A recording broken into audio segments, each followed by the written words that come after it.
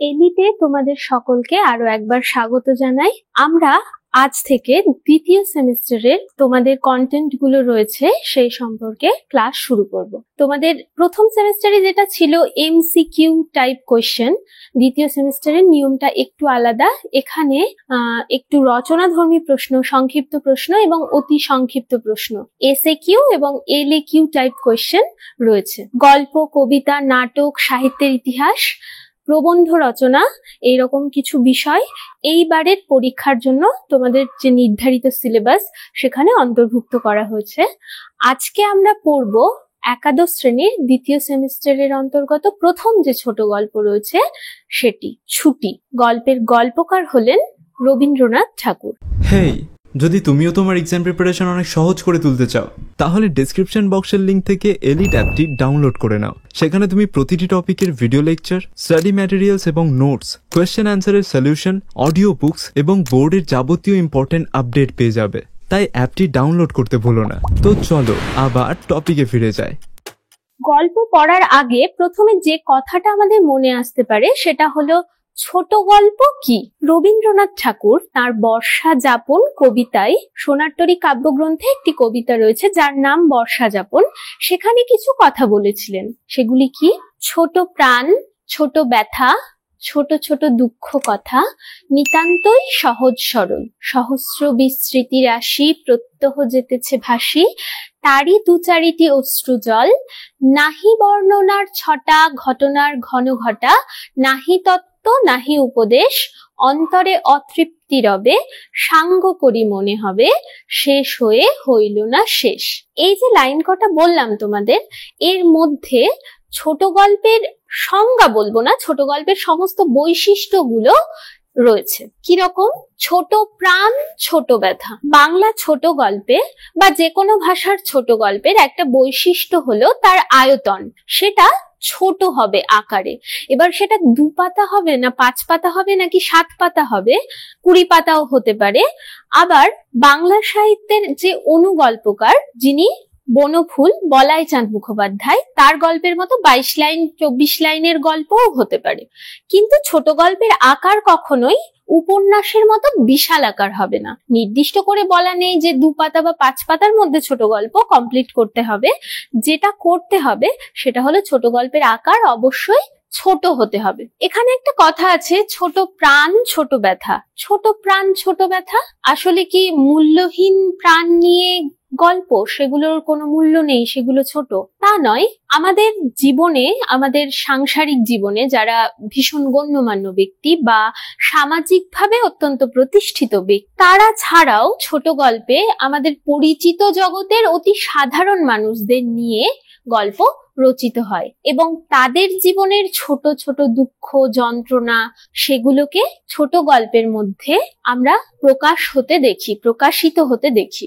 তাই ছোট প্রাণ, ছোট ব্যথা এবং ছোট ছোট দুঃখ কথার কথা কবি এখানে বললেন। ছোট গল্পের আর একটি উল্লেখযোগ্য বৈশিষ্ট্য, সেখানে ঘটনার ঘন ঘটা থাকবে না। কি থাকবে তাহলে ছোট গল্পে?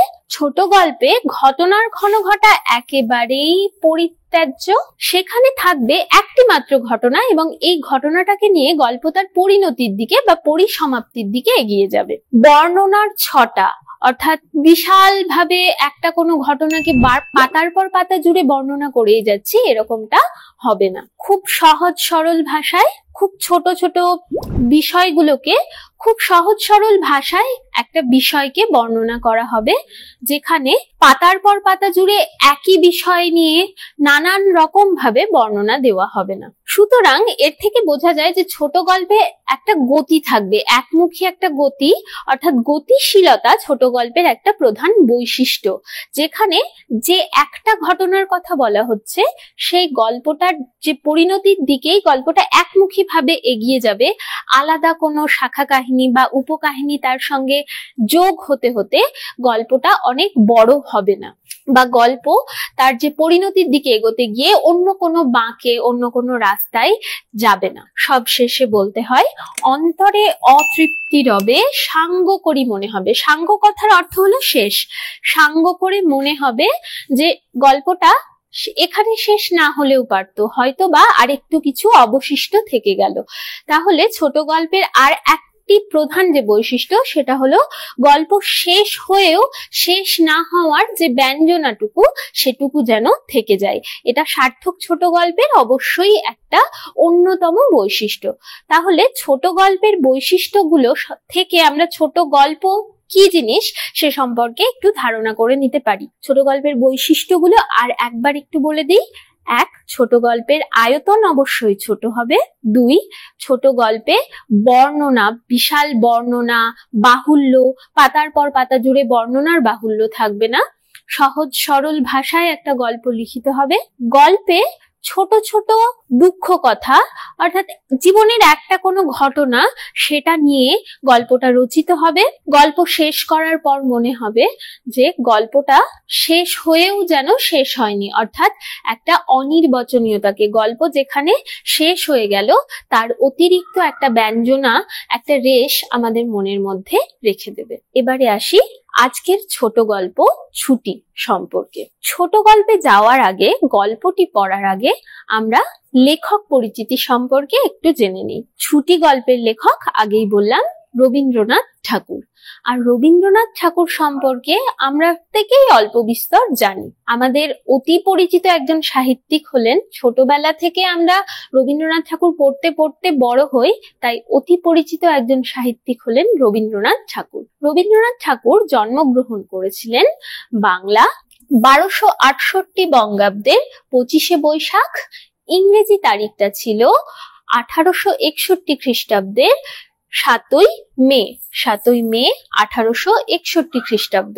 তিনি কলকাতার জোড়াসাঁকোর বিখ্যাত ঠাকুর বাড়িতে জন্মগ্রহণ করেন। পিতার নাম ছিল মহর্ষি দেবেন্দ্রনাথ ঠাকুর এবং মা ছিলেন সারদা দেবী। ঠাকুর বাড়ির পরিবেশটা জানতো ছিল সাংস্কৃতিক একটা পরিবেশ এবং সাহিত্য চর্চার পরিবেশ। সেই পরিবেশে বড় হতে হতে রবি ঠাকুর খুব ছোট থেকেই সাহিত্য রচনার প্রতি আকৃষ্ট হন। 1913 সালে তিনি সাহিত্যে নোবেল পুরস্কার পেয়েছিলেন গীতাঞ্জলি কাব্যগ্রন্থের জন্য।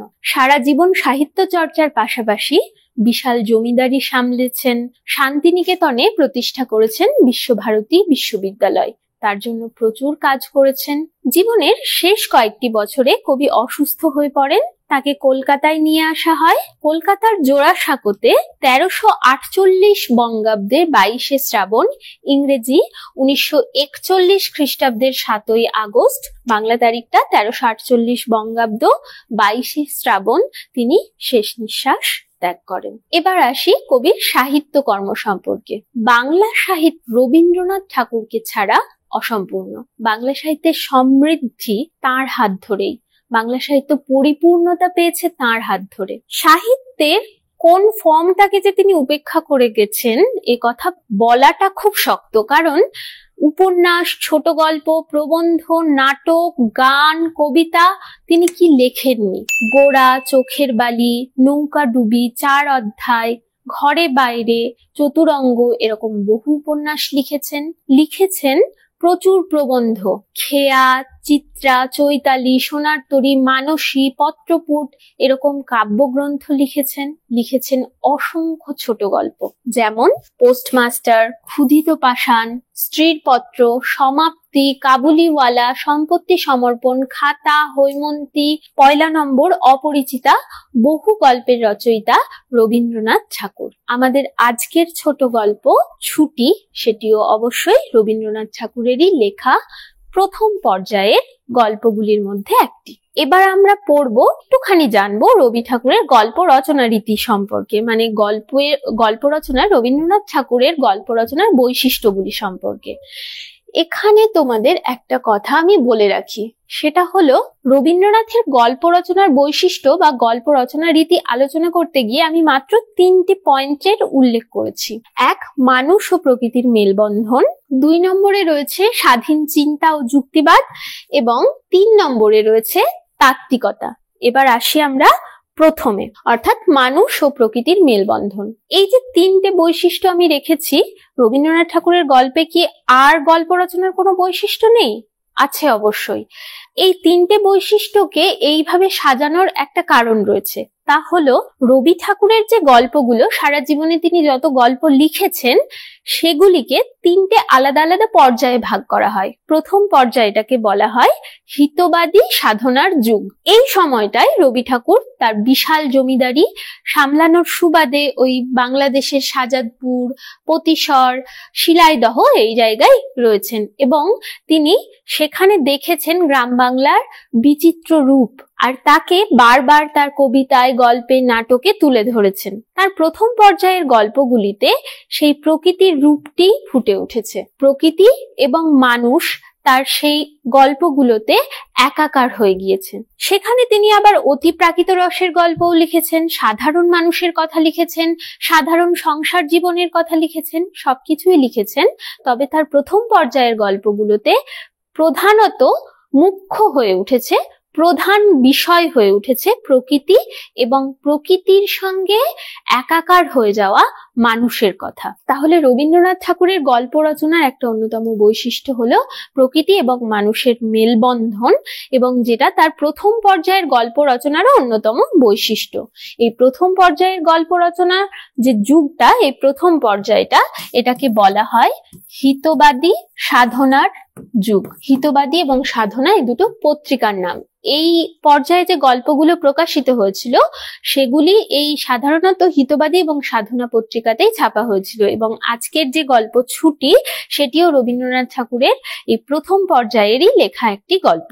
দ্বিতীয় বৈশিষ্ট্যে আসি, স্বাধীন চিন্তা এবং যুক্তিবাদ। রবীন্দ্রনাথ ঠাকুরের গল্প রচনার আরো একটি বৈশিষ্ট্য স্বাধীন চিন্তা এবং যুক্তিবাদ, এবং এই বৈশিষ্ট্যটি তার দ্বিতীয় পর্যায়ের গল্পের মধ্যে আমরা বেশি প্রকট ভাবে দেখি।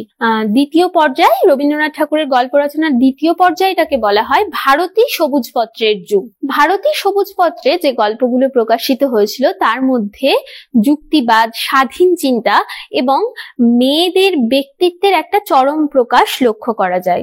তোমরা যখন রবীন্দ্রনাথ ঠাকুরের আরো গল্প পড়বে, যেমন অপরিচিতা, পয়লা নম্বর, হালদার গোষ্ঠী, স্ত্রীর পত্র, তখন সেই বিষয়টা খুব ভালোভাবে বুঝতে পারবে।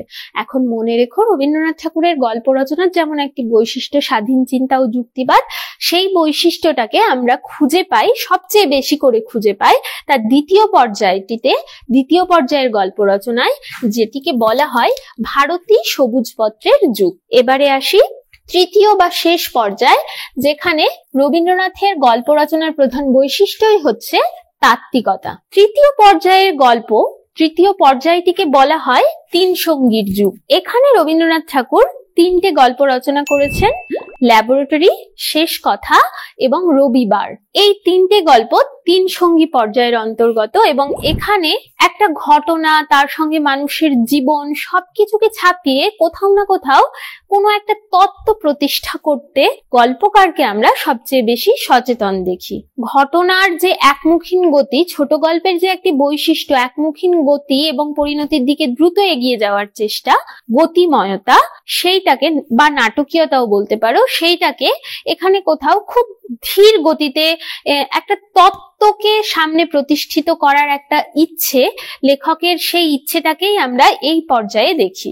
তিন সঙ্গী পর্যায়ে রবীন্দ্রনাথের ছোট গল্পের মধ্যে তাত্ত্বিকতার প্রকাশও লক্ষ্য করা যায়। তাহলে রবীন্দ্রনাথ ঠাকুরের গল্প রচনার যে বৈশিষ্ট্যগুলি বললাম, সেই বৈশিষ্ট্যগুলি দিয়ে পরপর মনে রাখলে তোমরা রবীন্দ্রনাথ ঠাকুরের গল্প রচনার যে তিনটি আলাদা আলাদা পর্যায়, সেটিকেও মনে রাখতে পারবে এবং তার বৈশিষ্ট্যগুলোও তোমাদের কাছে পরিষ্কার হয়ে যাবে।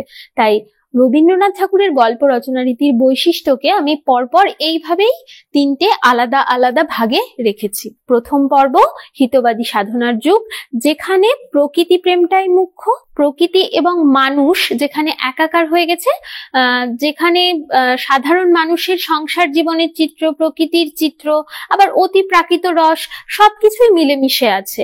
তবে প্রকৃতি এবং মানুষ যে একে অপরের পরিপূরক এই বিষয়টাকে এবং প্রকৃতির বিচিত্র রূপটাকে কবি সেখানে বারবার তুলে ধরেছেন। দ্বিতীয়ত যুক্তিবাদ এবং স্বাধীন চিন্তার প্রকাশ, যেটা রবীন্দ্রনাথ ঠাকুরের দ্বিতীয় পর্যায়ের অর্থাৎ ভারতী এবং সবুজপত্র যে পর্যায়ে, ভারতী সবুজপত্র পর্যায়ের বৈশিষ্ট্য, গল্প রচনার বৈশিষ্ট্য, যেখানে স্বাধীন চিন্তা, যুক্তিবাদ, মেয়েদের ব্যক্তি স্বাতন্ত্র্যের চরম একটা প্রকাশকে আমরা প্রকাশিত হতে দেখি। এবং তৃতীয় বা শেষ পর্যায় যেখানে, যেটাকে বলা হয় তিন সঙ্গীর যুগ, সেখানে রবীন্দ্রনাথ ঠাকুরের ছোট গল্পের মধ্যে তিকতা, একটা তত্ত্বকে প্রতিষ্ঠা করার প্রচেষ্টাকেও আমরা লক্ষ্য করতে পারি। এই গেল রবীন্দ্রনাথ ঠাকুরের গল্প রচনার বৈশিষ্ট্য এবং তার গল্প রচনার পর্যায়, সেই সম্পর্কে আলোচনা। এইবারে আমরা আসবো ছুটি গল্পের প্রকাশকাল সম্পর্কে।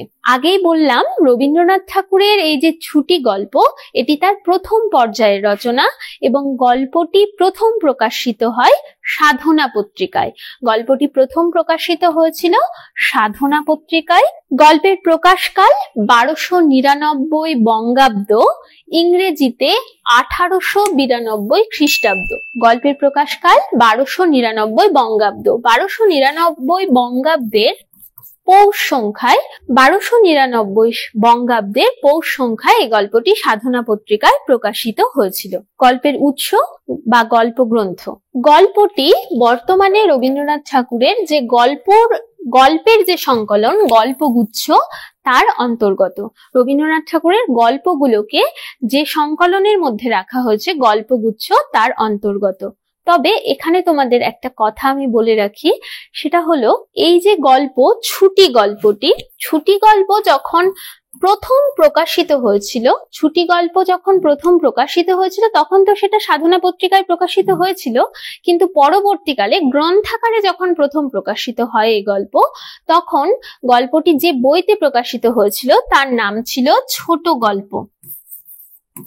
ছোট গল্প নামে একটি গ্রন্থের মধ্যে এই গল্পটি প্রথম প্রকাশিত হয়।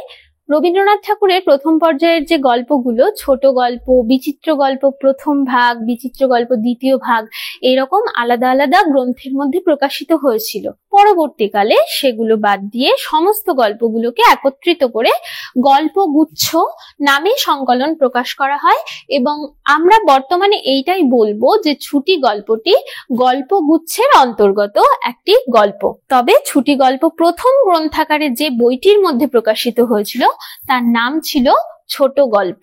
ছুটি গল্পের স্থান, ছুটি গল্পের স্থান যারা এর মধ্যেই গল্প পড়ে ফেলেছো তারা তো নিশ্চয়ই জানো, তবু আর একবার বলে দিই, ছুটি গল্পের স্থান হলো গ্রাম বাংলা এবং শহর কলকাতা। এইবারে আসি গল্পের চরিত্রগুলি সম্পর্কে। ছুটি গল্পের প্রধান চরিত্র, ছুটি গল্পের প্রধান চরিত্র হলো ফটিক চক্রবর্তী। 13 বছর বয়সী এই ছেলেটি প্রকৃতির কোলে বেড়ে ওঠা একটি শিশু, যে একজন দামাল কিশোর, যে হই হুল্লোড়, হাসি মজা, আনন্দে জীবনটাকে পুরোপুরি উপভোগ করতে চায়। ফটিক ছাড়াও গল্পে রয়েছে মাখন, মাখনলাল চক্রবর্তী, যে ফটিকের ছোট ভাই।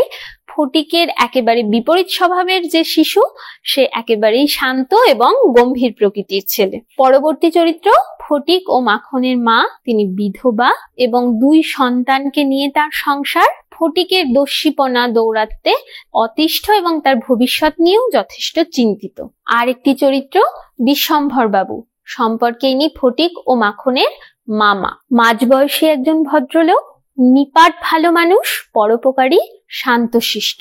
এবং গল্পের আর একটি চরিত্র যার কথা না বললেই নয়, সে হলো ফটিক মাখনের মামি। ফটিক এবং মাখনের এই মামি চরিত্রের যে পরিচয় আমরা গল্পের মধ্যে পাই, সেখানে তাকে আমরা স্বার্থপর, বদমেজাজি এবং একটু নিষ্ঠুর প্রকৃতির মহিলা হিসেবেই দেখি।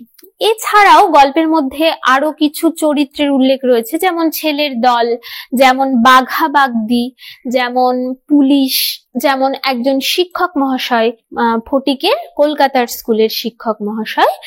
এইরকম গল্পের প্রধান চরিত্র ফটিক চক্রবর্তী এবং তার সঙ্গে আরো যে অন্যান্য চরিত্রগুলি এসেছে, ইম্পর্টেন্ট যে চরিত্রগুলি এসেছে, সেগুলি হলো মাখন, ফটিকের মামা বিশ্বম্ভর বাবু, ফটিকের মা, ফটিকের মামি। এবারে আসি মূল গল্পে। আমরা এখানে একেবারে লাইন ধরে ধরে গল্পটা পড়বো না, কিন্তু তবুও তোমাদের কাছে আমার অনুরোধ তোমরা অবশ্যই টেক্সট থেকে গল্পটা একবার হলেও পড়ে নেবে। খুব সুন্দর গল্প, প্রত্যেকটা লাইন অসাধারণ। এখানে একটা কথা, গল্পটা আমরা বলবো এখানে অবশ্যই, গল্পটা বলার আগে একটা কথা তোমাদের একটু বলে রাখি, সেটা হলো এই যে গল্প, যখন তোমরা গল্পটা লাইন বাই লাইন পড়বে, টেক্সট থেকে যখন তোমরা গল্পটা পড়বে, তখন গল্পের প্রথম অংশে ছেলের দলের খেলার যে বর্ণনাটা পাবে, রবীন্দ্রনাথ ঠাকুর জানো তো সেই ঘটনাটা নিজের চোখে দেখেছিলেন। কেমন নিজের চোখে দেখেছিলেন? রবীন্দ্রনাথ ঠাকুর যখন নানান জায়গায় তার জমিদারি সূত্রে, জমিদারি কাজের সূত্রে নানান জায়গায় থেকেছেন এবং প্রচুর চিঠিপত্র লিখেছেন লোকজনকে। তখন তো আর যোগাযোগের মাধ্যম হিসেবে আমাদের মতো সেলফোন, মোবাইল সমস্ত জায়গায় ছিল না। সমস্ত জায়গায় কি তখন যোগাযোগের মাধ্যম চিঠি, টেলিগ্রাম, এগুলোই। তো রবীন্দ্রনাথ ঠাকুর চিঠিতে নিয়মিত লোকজনের সঙ্গে কথাবার্তা বলেছেন। এইরকমই চিঠিপত্রগুলোর একটা সংকলন গ্রন্থের নাম হচ্ছে ছিন্নপত্র। রবীন্দ্রনাথ ঠাকুরের চিঠিপত্রের একটা সংকলনের নাম হচ্ছে ছিন্নপত্র, যেখানে রবীন্দ্রনাথ ঠাকুর তার ভ্রাতুষ্পুত্রী মানে ভাইঝি ইন্দিরা দেবীকে পত্র লিখছেন, চিঠি লিখছেন। জুন মাসের 1891 সালের জুন মাসের একটি চিঠি, যেটি ছিন্নপত্রের 28 নম্বর চিঠি। কি বললাম? ছিন্নপত্রের 28 নম্বর চিঠিতে রবীন্দ্রনাথ ঠাকুর ইন্দিরা দেবীকে, তার ভাইঝি ইন্দিরা দেবীকে কিছু কথা লিখছেন। তিনি পদ্মা নদীর ধারে বসে আছেন এবং দেখছেন কিছু ছোট ছোট ছেলে একটা কাঠের গুড়ি নিয়ে খেলার আয়োজন করছে।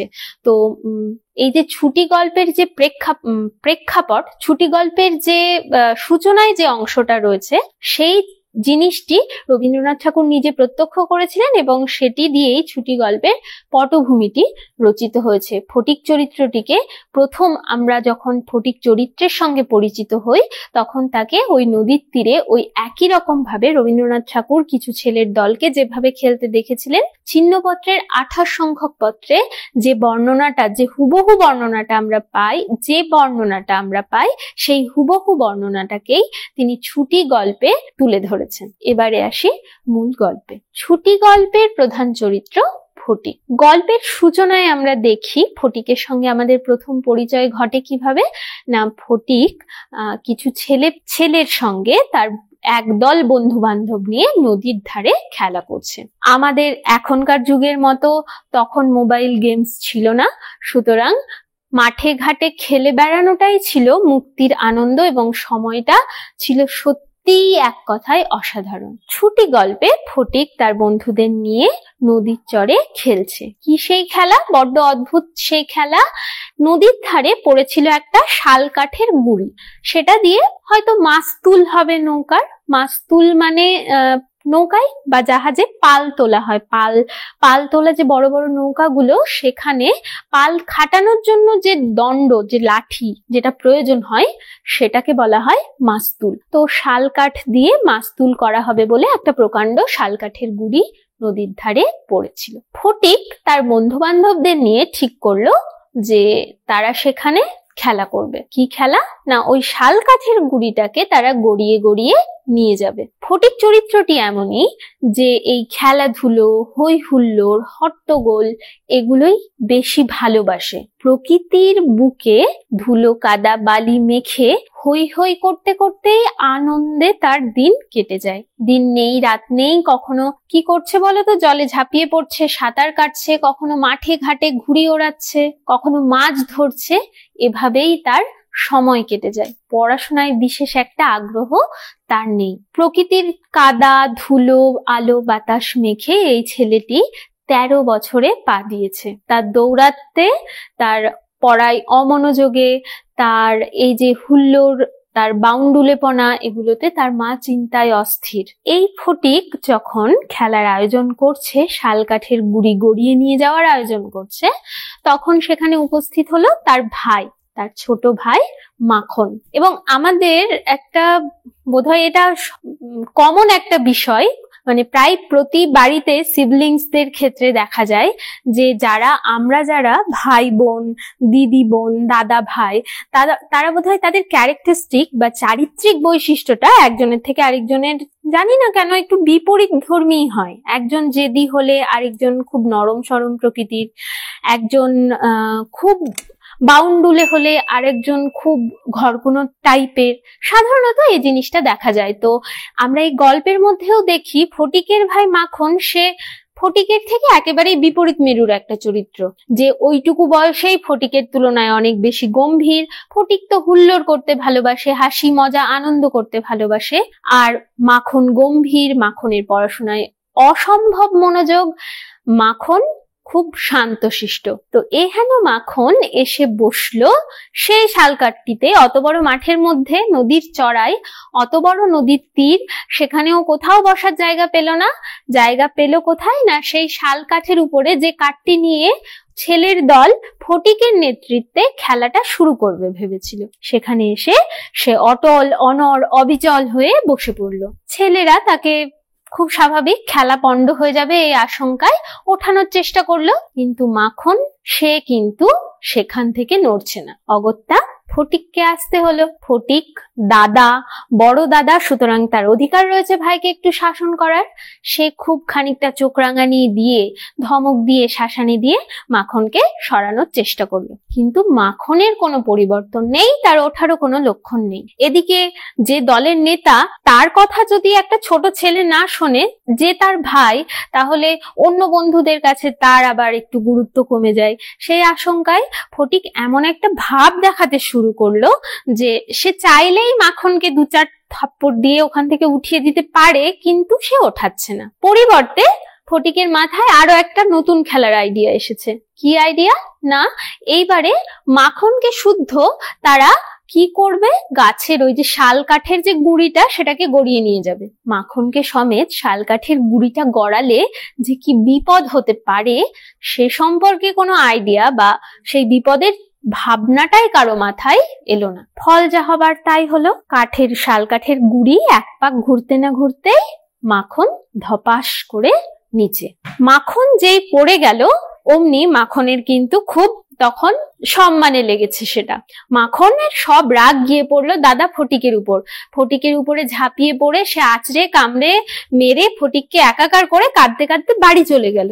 আর খেলার শুরুতেই এই ভয়ানক বিপত্তি, এইরকম একটা সিচুয়েশন, সেটা দেখে হাল ছেড়ে দিয়ে ফটিক গেল কোথায়, কিছু কাঠ তুলে নিয়ে সে গেল নদীর ধারে, যেখানে একটা নৌকা রাখা ছিল সেই নৌকার গলুইতে বসে। গলুই শব্দের অর্থ হলো নৌকার সামনের দিকের যে সরু অংশটা। কাঠের নৌকা দেখার যে অভিজ্ঞতা যদি তোমাদের থাকে, তাহলে দেখবে যে নৌকার যে সামনের সরু যে অংশটা, একটা অংশ সরু হয়ে সামনের দিকে বেরিয়ে থাকে, সেই অংশটা তাকে বলা হয় গলুই।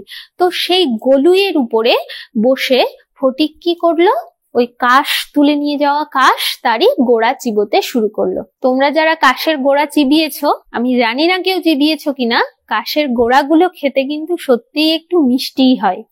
যাই হোক, এমন সময় ফটিক যখন নৌকার গলুইতে বসে মনের আনমনে অন্যমনস্ক হয়ে কাশের ডাটা থেকে তার রস চিবিয়ে খাচ্ছে, তখন একটা বিদেশি নৌকা মানে যে নৌকা সচরাচর তাদের গ্রামের ঘাটে দেখতে পাওয়া যায় না, সেরকম একটি নৌকা এসে ঘাটে লাগলো। নৌকা থেকে নামলেন একজন মাঝবয়সী ভদ্রলোক, যার মাথায় কাঁচা পাকা চুল, শান্তশিষ্ট প্রকৃতিরই মানুষ। তিনি আসলে ফটিকের মামা বিশ্বম্ভর বাবু। কাজের সুবাদে তিনি অনেক দিন ছিলেন পশ্চিমে, তাই মামা ভাগ্নের মধ্যে পরিচয়টা ছিল না। 3 পরে ফিরে এসেছেন। ফিরে এসেই বোনকে এবং তার ছেলেদের দেখতে এসেছেন। যেহেতু ফটিক তার মামা বিশ্বম্ভর বাবুর অপরিচিত, সুতরাং কেউই কাউকে চিনতে পারলো না। ফটিককে গিয়ে বিশ্বম্ভর বাবু ফটিকেদেরই বাড়ির কথা, বাড়িটা কোন দিকে সেটা জিজ্ঞেস করলেন। ফটিকের মেজাজটা সকাল থেকেই খুব খারাপ হয়েছিল, অন্যমনস্কও ছিল। সে এমন একটা উত্তর দিল যেটা থেকে বাড়ির ঠিকানা কিভাবে বোঝা যাবে, বাড়ির ঠিকানা আবিষ্কার করা যাবে কিভাবে, সেটা খুঁজে পেতে মোটামুটি পাগল হয়ে যেতে হবে। অর্থাৎ ফটিক যেভাবে উত্তরটা দিল তাতে আর যাই হোক একটা বাড়ির ঠিকানা, একটা বাড়ি খুঁজে বের করা সম্ভব নয়। বাধ্য হয়ে ফটিকের মামা এগিয়ে গিয়ে অন্য লোকজনকে জিজ্ঞেস করে ফটিকদের বাড়ির ঠিকানা সংগ্রহ করতে লাগলেন। আর অন্যদিকে বাঘা বাগদি, হয়তো ফটিকদের বাড়িরই কোনো কাজের লোক হবেন, সে এসে ফটিককে মা ডাকছেন বলে জোর করে তুলে নিয়ে গেল বাড়িতে। যারা ছোট ভাই বোন তারা একটু অভিযোগটা বেশি করে, সাধারণত বড়দেরকে তার জন্য একটু মার বা বকা সেগুলো একটু বেশিই খেতে হয়। ফটিকের ক্ষেত্রেও ব্যাপারটা কিন্তু সেই একই রকম। ফটিকের ভাই মাখন যে ঘটনাটা ঘটেছে সকালবেলা খেলার সময়, সেটা এসে আগেই কেঁদে কেটে মার কাছে সে সম্পর্কে যাবতীয় নালিশ করে ফেলেছে। ফটিকের দৌড়াতে এমনিই মা অস্থির, তার উপরে ওই ঘটনা শুনে মায়ের মেজাজ তো একেবারে সপ্তমে চড়ে আছে। ফটিককে দেখে তিনি আরো রেগে গেলেন এবং মাখন যে অভিযোগগুলো করেছিল সেগুলিকেই একেবারে ধ্রুব সত্য মনে করে ফটিককে তিনি জেরা করতে লাগলেন। কেন মেরেছিস মাখনকে, এই সমস্ত। ফটিক যত বলে সে মারেনি, মাখন তত বলে না মেরেছে। এই যে একটা মিথ্যে অভিযোগ, সেটা বারবার শুনতে শুনতে বিরক্ত হয়ে ফটিক সত্যি সত্যিই একটা চড় কষিয়ে দিল মাখনকে। মায়ের সামনেই ফটিক মাখনকে মারছে, তার মানে আড়ালে হয়তো আরো মেরেছে। এই সব চিন্তা করে মা আরো রেগে গেলেন এবং ফটিককে যখন তিনি বকছেন, আরো চেঁচামেচি করছেন, সেই সময় বিশ্বম্ভর বাবু বাড়িতে এসে উপস্থিত হলেন। বিশ্বম্ভর বাবুকে দেখে অনেকদিন পরে দাদা এসেছেন, দাদাকে দেখে ফটিকের মা অভিভূত হয়ে পড়লেন। তো ঝগড়াটা আপাতত ওইখানেই মুলতুবি থাকলো। এবারে এই যে ফটিকের মামা ফটিকের বাড়িতে এলো অনেকদিন পরে, খুব আনন্দ করে তাদের দিনগুলো কেটে গেল। এবার মামা বেড়াতে এসেছেন, ফিরে যাওয়ার সময়ও উপস্থিত হলো। তো ফিরে যাওয়ার দিন দুয়েক আগে তিনি তার বোনের এবং বাচ্চাদের সম্পর্কে নানান রকম কথাবার্তা বলছিলেন তার বোনের সঙ্গে। সেখানেই তিনি জানতে পারলেন ফটিক লেখাপড়াটা একদম ভালোবাসে না, ফটিকের কোনো কাজে মন নেই, ফটিক সারাদিন হই হই করে খেলে বেড়াতেই ব্যস্ত, ফটিক মাঠে ঘাটে ঘুরে ওড়াচ্ছে, মাছ ধরছে, একে মারছে তাকে পিটছে, এরকম করেই তার দিনগুলো কেটে যাচ্ছে। ফটিকের এই যে দুরন্তপনা, এটা নিয়ে তার মা যথেষ্ট চিন্তিত এবং ফটিকের ভবিষ্যৎ কি হবে, মাখন আবার ফটিকের হাতে কবে মার খেয়ে নেবে বা মাখনকে ফটিক হয়তো মাখনের কোনো একটা বিপদ ঘটিয়ে দেবে, এই চিন্তায় তার মা শশব্যস্ত। বোনের মুখে সমস্ত কথা শুনে ফটিকের মামা বিশ্বম্ভর বাবু বোনকে প্রস্তাব দিলেন যে ঠিক আছে, তাহলে আমি ফটিককে কলকাতায় নিয়ে যাই আমার সঙ্গে করে। দাদার কাছে এরকম একটা প্রস্তাব পেয়ে ফটিকের মা ফটিককে জিজ্ঞেস করলো সে কলকাতা যেতে চায় কিনা। ছোটবেলায় দেখবে আমরা সকলেই কোনো জায়গায় যাওয়ার কথা হলে প্রচন্ড ব্যস্ত উৎসুক হয়ে যেতাম, হয়তো এখনো যাই, তোমরা কেউ কেউ এখনো যাও, এবং সেখানে কতক্ষণে যাওয়া হবে সেটা নিয়েই নানান রকমের পরিকল্পনা চলতে থাকে এবং মনে হয় যেন সময়টা আর কাটছে না। ফটিকের অবস্থাও একই রকম হলো। ফটিক কলকাতা যাওয়ার নাম শুনে আনন্দে একেবারে অভিভূত হয়ে গেল। আনন্দে উত্তেজনায় যে জিনিসপত্র, যে সম্পত্তিতে মাখনের একদম অধিকার ছিল না, আমরাও যেমন বলি আমাদের দাদা বোন ভাই এরকম আমাদের কিছু জিনিসপত্র থাকে, পার্সোনাল জিনিসপত্র, যেগুলোতে অন্যের হাত দেওয়া, তোমার অন্য যে ভাই বোনটি আছে তার হাত দেওয়া বারণ। ফটিক তার নিজের সমস্ত শখের জিনিস, তার ছিপ, তার ঘুড়ি, তার লাটাই, সবকিছু দিয়ে যেতে চাইলো মাখনকে। যে ছিপ লাটায় ঘুড়িতে হয়তো কোনোদিন সে মাখনকে হাত দিতেও দেয়নি, কলকাতা যাওয়ার আনন্দে, কলকাতা যাওয়ার উত্তেজনায় মাখনকে সে সব দিয়ে গেল। কিন্তু যে উত্তেজনা আর যে আবেগ নিয়ে ফটিক কলকাতায় এলো, সেই উত্তেজনা, সেই আনন্দ, সেই আবেগটা তার বেশিক্ষণ স্থায়ী হলো না। বিশ্বম্ভর বাবুর সঙ্গে মামার বাড়িতে পৌঁছেই ফটিকের সঙ্গে দেখা হলো ফটিকের মামির। ফটিকের মামি, যে একেবারে ব্যক্তি স্বার্থ ছাড়া অন্য আর কোনো বিষয় সম্পর্কে খুব একটা সচেতন নয়, সেগুলো ভাবেও না, স্বার্থপর টাইপের মানুষ এবং অত্যন্ত নিষ্ঠুর প্রকৃতির। কথাবার্তাগুলোও তার নির্মম, কঠোর, কঠিন, স্নেহহীন। এই মহিলাকে দেখে ফটিকের ভেতর সংকুচিত হয়ে গেল। ফটিক ভেতরে ভেতরে খুব সংকুচিত হয়ে গেল।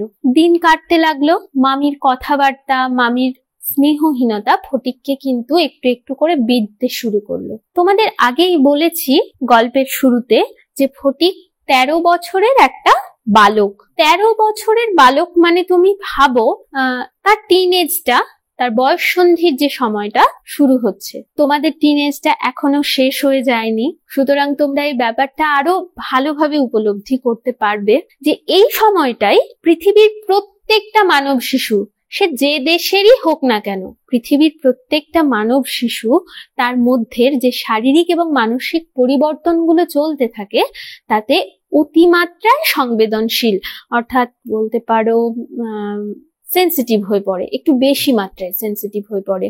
তখন চট করেই কোনো কিছু খারাপ লাগে, চট করেই কোনো কিছু খুব ভালো লাগে, আবেগটা তখন অত্যন্ত বেশি থাকে, মনের যে সেন্সিটিভিটিটা সেটাও তখন খুব বেশি মাত্রায় কাজ করে।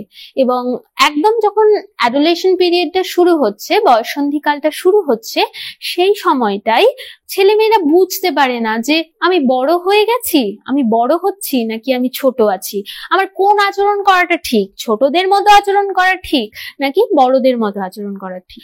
এবার এই সময়টাই কিন্তু বড়রাও এমন আচরণ করে ফেলে সেই বয়ঃসন্ধিতে পড়া বাচ্চাদের সঙ্গে যে তারা খুব বিপর্যস্ত হয়ে পড়ে। ছোটদের সঙ্গে তারা যদি খেলে বেড়ায় তাদেরকে বলা হয়, ছোটদের মতো আচার আচরণ করলে তাদেরকে বলা হয় তুই কি এখন ছোট আছিস।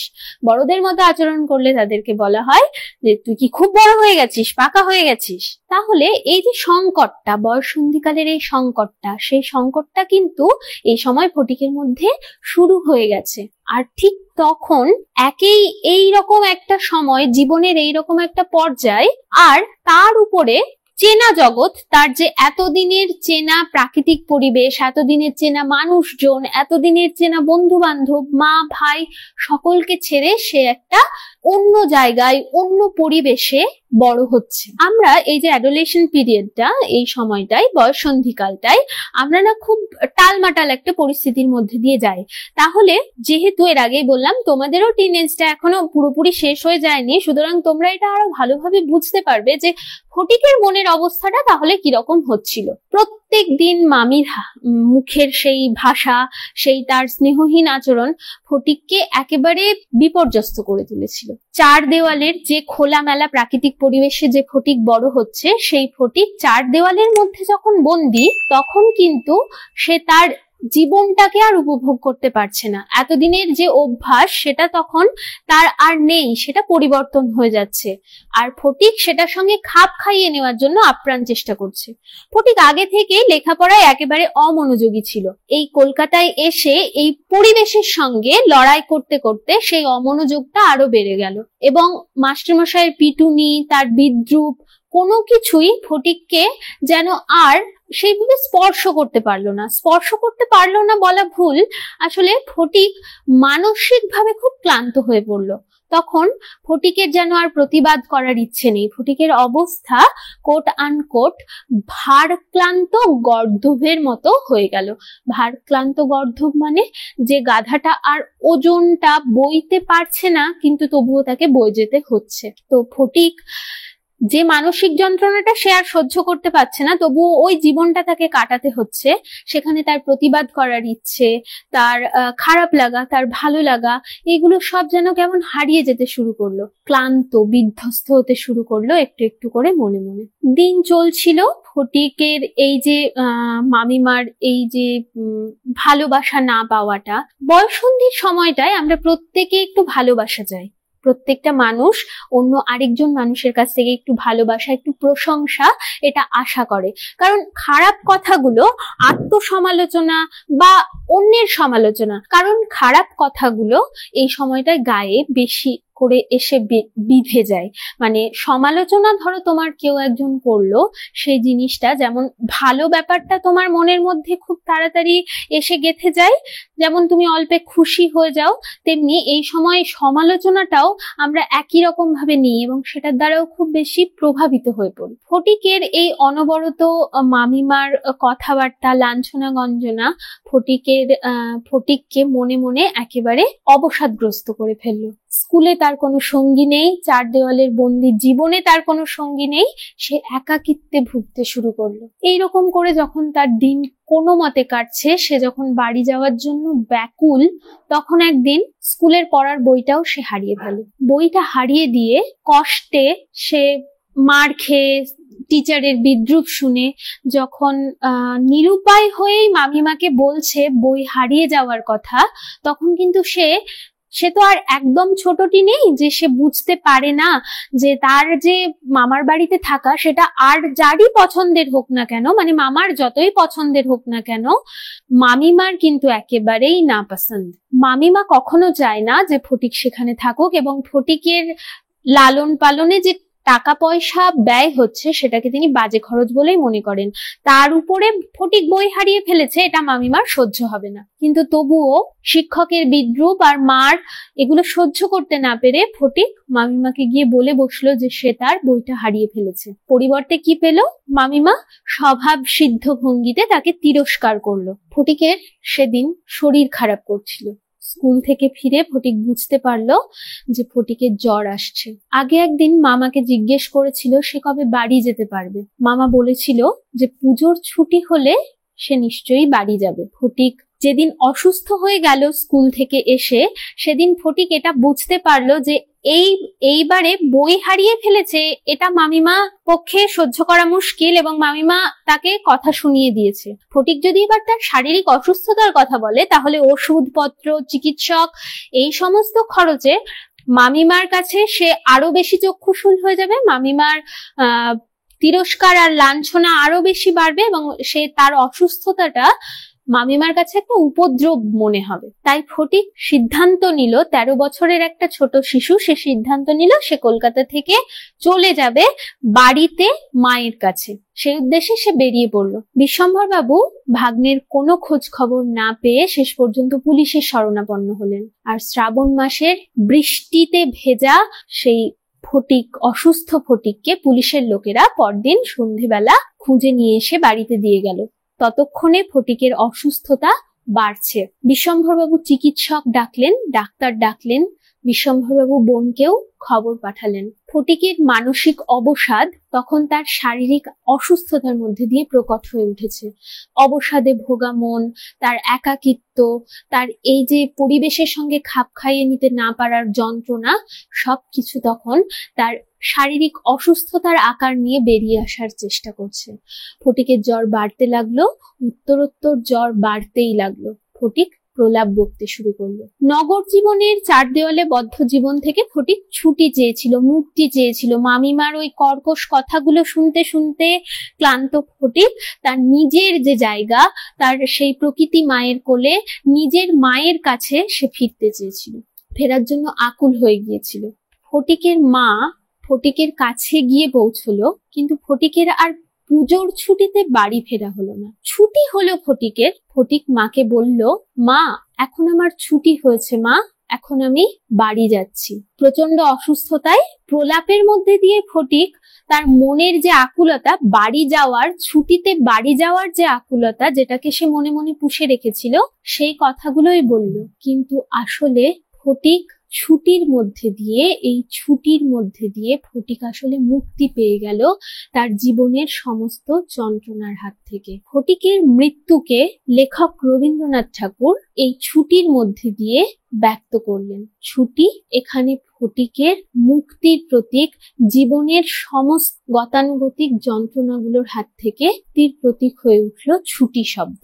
গল্প আমরা আলোচনা করলাম, তোমরা তবুও আমি বারবার এইটাই বলবো তোমাদের, তোমরা গল্পটা অবশ্যই টেক্সট থেকে একবার পড়ে নেবে। আমি তোমাদের বলছিলাম এর আগে যে তোমাদের এই বছরের কোয়েশ্চেন প্যাটার্নটা, মানে এই সেমিস্টারের এই পরীক্ষার যে কোয়েশ্চেন প্যাটার্নটা, সেটা কিন্তু ফার্স্ট সেমিস্টারের মতো হবে না। সেখানে এলএকিউ এবং এসএকিউ টাইপের প্রশ্ন থাকবে। অতি সংক্ষিপ্ত যে প্রশ্ন উত্তরগুলো থাকবে, সেগুলো এখন আমরা পড়াতে পড়াতে আমরা অনেক কিছু বলেছি, তার মধ্যে থেকেই প্রশ্ন থাকবে অতি সংক্ষিপ্ত প্রশ্ন। কিন্তু এখানে আমরা এই অতি সংক্ষিপ্ত প্রশ্নগুলো সম্পর্কে খুব একটা আলোচনা করব না। এই সমস্ত অতি সংক্ষিপ্ত প্রশ্ন, নোটস, রচনাধর্মী প্রশ্নের উত্তরপত্র সবকিছু তোমরা এলিট অ্যাপের মধ্যে পেয়ে যাবে। তাহলে তোমরা ডেসক্রিপশন থেকে এলিট অ্যাপটাকে ডাউনলোড করে নিতে পারো। আমরা এখানে একটু রচনাধর্মী প্রশ্নগুলো আলোচনা করব এবং তার সঙ্গে সঙ্গে কিছু সংক্ষিপ্ত প্রশ্নও আলোচনা করব। যে অতি সংক্ষিপ্ত প্রশ্ন এবং 2-4টে সংক্ষিপ্ত প্রশ্ন হয়তো এখানে আলোচনা হবে না, তার সমস্তটাই তোমরা এলিট অ্যাপের মধ্যে পেয়ে যাবে। প্রশ্নোত্তর আলোচনার প্রথমে আমরা আসি গল্পের নামকরণের সার্থকতা প্রসঙ্গে। এখানে আর একটা কথা বলে রাখি, যেহেতু এটা দ্বিতীয় সেমিস্টার কিন্তু প্রথমবারের জন্য পরীক্ষা, সুতরাং আমাদের কাছে আগের বছরের কোনো উদাহরণ নেই যে 3 নম্বরের প্রশ্ন হবে না 5 নম্বরের প্রশ্ন হবে না 4 নম্বরের প্রশ্ন হবে। প্রশ্ন যাই হোক না কেন, তোমরা এই আলোচনাগুলো শোনা থাকলে এবং তোমাদের কাছে নোটস পত্র থাকলে তোমরা সেখান থেকে ছোট বা বড় একটুখানি নিজের ভাষায় সেটা অ্যাড করে নিয়ে বা একটু সেটা থেকে খানিকটা অংশ বাদ দিয়ে নিয়ে তোমরা উত্তরগুলো আশা করি ছোট করে নিয়ে নিজের ভাষায় লিখতে পারবে। তো এখন আমরা আসি ছুটি গল্পের নামকরণের সার্থকতা প্রসঙ্গে। দেখো, গল্প, উপন্যাস মানে সাহিত্যের যে কোনো ক্ষেত্রেই নামকরণটা কিন্তু খুবই গুরুত্বপূর্ণ একটা বিষয়। একটা সাহিত্য কর্ম, সেটা ছোট গল্প হোক বা প্রবন্ধ, সেটাকে আমরা মনে রাখি সেটা নাম দিয়েই কিন্তু, এবং সেই নামটা সাহিত্যের যে ধরো এই গল্প, একটা ছোট গল্প, তার নাম দিয়েই কিন্তু আমরা পুরো গল্পটাকে স্মরণ করি, পুরো গল্পটাকে বিচারও করি এবং কালজয়ী হয়ে ওঠে। একটা সাহিত্য সৃষ্টি কালজয়ী হয়ে ওঠে তার গল্পের যে উপাদান সেটার উপরে তো বটেই, এবং তার সঙ্গে সঙ্গে কিন্তু নামকরণটাও খুবই গুরুত্বপূর্ণ। ছুটি গল্প আলোচনা করতে গিয়ে এতক্ষণ পর্যন্ত আমরা যে কথাগুলো বললাম তাতে আমরা দেখলাম যে ফটিক নামে একটি 13 বছরের ছোট ছেলে, যে খেলাধুলো হই হুল্লোড় করতেই বেশি ভালোবাসে, সে হঠাৎ করে এই প্রকৃতির বুক থেকে তাকে যেন তুলে নিয়ে গিয়ে শহরের একটা 4 দেওয়ালে ঘেরা জীবনের মধ্যে বন্দী করে দেওয়া হলো। মামার সঙ্গে ফটিক তার ভবিষ্যৎ জীবনকে উন্নত করার জন্য, মানে মা এবং মামার আকাঙ্ক্ষা মতো সেই প্রকৃতি থেকে তাকে তুলে নিয়ে গিয়ে বসানো হলো শহর কলকাতায়। সেখানে ফটিক খাপ খাইয়ে নিতে পারলো না। মামিমার কথাবার্তা, মামির কর্কশ কথাবার্তা, স্নেহহীন কথাবার্তা, স্কুলের শিক্ষকের মার, তার বকুনি, বন্ধু সেই অর্থে সেখানে তার স্কুলে তার কোনো বন্ধুই ছিল না, বরং সঙ্গীহীন ফটিক আর সহপাঠীদের ব্যঙ্গ বিদ্রুপ সবকিছু মিলে 13 বছরের ছোট ছেলেটি তার বয়ঃসন্ধির অত্যন্ত গুরুত্বপূর্ণ জীবনের যে গুরুত্বপূর্ণ সময়টা বয়ঃসন্ধিকালে একেবারে বিপর্যস্ত হয়ে গেল। মানসিক শারীরিক ভাবে বিপর্যস্ত ফটিক অসুস্থ হয়ে পড়ল। ফটিক ছুটি চেয়েছিল। নগর জীবনের ক্লান্তি, নগর জীবনের যে যান্ত্রিকতা, মামির যে নিষ্ঠুরতা, মামির স্নেহহীনতা, বন্ধুহীন জীবন, তার 4 দেওয়ালের বন্দি জীবন, সেগুলো সবকিছু থেকে ফটিক মুক্তি চেয়েছিল, ফটিক ছুটি চেয়েছিল। তাই ছুটিতে বাড়ি আসার জন্য ফটিক খুব ব্যাকুল হয়ে পড়ে। কিন্তু ছুটিতে বাড়ি আসার জন্য যখন সে অপেক্ষা করছে, তখন একদিন তার বই হারিয়ে ফেলে মামির কাছে তিরস্কৃত হয়ে এবং স্কুলের শিক্ষকদের ব্যঙ্গ বিদ্রুপ আর মার সহ্য করতে করতে মানসিকভাবে বিধ্বস্ত ফটিক অসুস্থ হয়ে যায়। অসুস্থ ফটিক মামিকে জ্বালাতন করবে না, মামির কাছে বোঝা হয়ে দাঁড়াবে না, এই চিন্তায় সে বাড়ি থেকে বেরিয়ে পড়ে। শ্রাবণ মাস, প্রচন্ড বৃষ্টিতে ভিজে ফটিক যখন আবার মামার বাড়িতে এসে পৌঁছয়, মানে পুলিশের লোকেরা যখন ফটিককে উদ্ধার করে নিয়ে আবার মামার বাড়িতে পৌঁছে দেয়, ততক্ষণে ফটিক ভীষণ অসুস্থ হয়ে পড়েছে। তার জ্বর অত্যন্ত বেড়ে গেছে, সে প্রলাপ বকছে। ফটিক তার সমস্ত সত্তা দিয়ে, মন প্রাণ সবকিছু দিয়ে ছুটি চেয়েছিল এই জীবনের যান্ত্রিকতায়, কলুষতা, এই নির্মমতা, এগুলো থেকে মুক্ত হয়ে সে তার সেই গ্রামে ফিরতে চেয়েছিল। ফটিকের গ্রামে ফেরা হলো না, তবে ফটিকের ছুটি হলো। ছুটি অর্থে ফটিক সবকিছু থেকে, জীবনের যন্ত্রণা, স্নেহহীনতা, স্বার্থপরতা, তার মামির নিষ্ঠুরতা, সবকিছু থেকে মুক্তি পেয়ে গেল গল্পের একেবারে শেষে এসে। ছুটি শব্দ দিয়ে রবীন্দ্রনাথ ঠাকুর এই মুক্তিটাকেই, জীবনের এই যন্ত্রণাটাকে, জীবন যন্ত্রণা থেকে মুক্তি লাভটাকেই বুঝিয়েছেন। তাই ছুটি গল্পের নামকরণ এক কথায় সার্থক। রবীন্দ্রনাথ ঠাকুর তার এই ছুটি গল্পে ছুটি কথাটিকে মুক্তি অর্থে ব্যবহার করেছেন। ফটিক ছুটি চেয়েছিল, সে ছুটি পেয়েছে তার জীবনের সমস্ত রকম যন্ত্রণা থেকে, সে মুক্তি পেয়েছে। এই মুক্তি এবং ছুটি, এই দুটো শব্দকে, এই দুটো বিষয়কে রবীন্দ্রনাথ ঠাকুর একটা শব্দের মধ্যে দিয়ে, এই ছুটি শব্দের মধ্যে দিয়ে ব্যঞ্জনায় ভরিয়ে দিয়েছেন।